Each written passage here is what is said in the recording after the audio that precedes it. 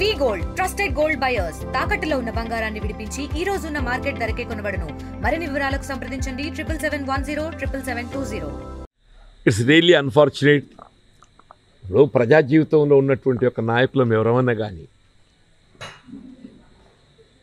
బాధ్యతాయుతంగా ఏదైనా మాట్లాడబోయే ముందు అది ఇన్సైడ్ కానీ అవుట్ సైడ్ కానీ it can be inside also.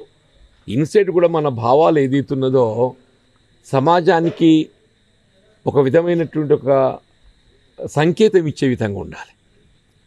వాళ్ళ సమాజం అనేది ఎటువైపు పోతున్నది, సమాజంలో ఉండేటువంటి ఒక నిమ్న వర్గాలు, ముఖ్యంగా దళిత సమాజం, బలహీన వర్గాలు, ఇలా కాంగ్రెస్ పార్టీ ఏదైతుందో సామాజికంగా ఒక విధమైన ఒక విప్లవం తీసుకొచ్చే విధంగా ఏదైతుందో రాహుల్ గాంధీ గారు ఇవాళ బలహీన వర్గాలకు 42% రిజర్వేషన్ కల్పించాలని చెప్పని మరి ఆయన వారు పిలిపిస్తే దానికి అనుగుణంగా తెలంగాణ రాష్ట్ర ప్రభుత్వం ఏదైతుందో రేపు రాబోయే స్థానిక సంస్థల ఎన్నికల్లో 42% రిజర్వేషన్ కల్పింపచేయడానికి ఏ విధంగా పోరాటం చేస్తున్నది.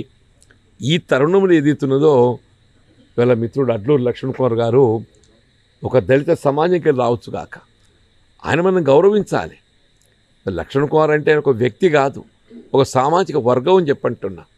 అతనికి నిజంగా కించపరిచే విధమైనటువంటి ఏ వ్యాఖ్య అయినా కానీ అది యావత్ సమాజాన్ని కించపరిచినట్టు, మరి దళిత సమాజాన్ని అగౌరవపరిచినట్టు భావించే పరిస్థితి ఏర్పడుతుందని చెప్పంటారు.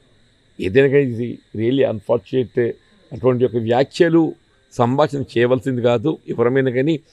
సరే, ఇప్పటికీ ఏ పరిస్థితి లోపల అటువంటి ఒక సంభాషణ చేయడం జరిగింది అయినా కానీ దాన్ని వెనక్కి తీసుకో, ఎవరైనా తప్పలేదు దాంట్లో.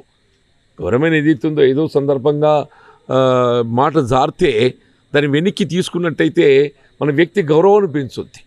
నా మిత్రుడు పొన్నం ప్రభాకర్ గారిని ఏదైతుందో నాకు దగ్గర ఫ్రెండే, కానీ మీరేదో సందర్భంగా మరి మాట జారి ఉండొచ్చు కాక దాన్ని వెనక్కి తీసుకుంటే మీ గౌరవం పెంచుద్ది.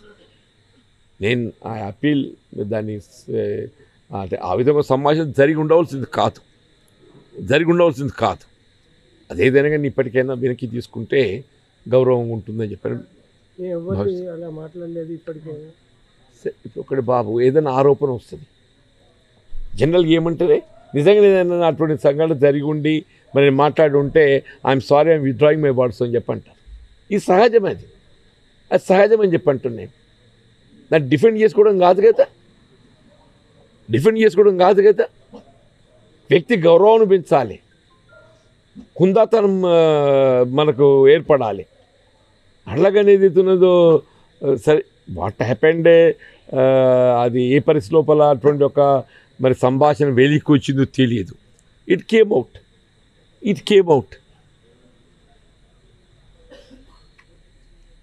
రైట్. సరిగా అంటే ఈ ఎలక్షన్లలో